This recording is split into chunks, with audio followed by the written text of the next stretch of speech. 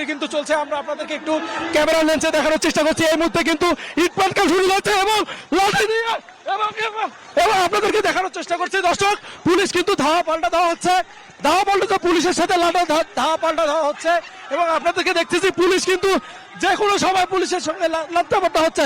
এই শাকিল ভাই, এবং আপনাদের দেখতে পাচ্ছেন যে এই মুহূর্তে কিন্তু যে বেগম রোকেয়া কলেজের সামনে আপনারা দেখছি,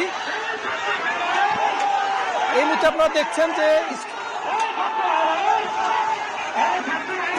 এই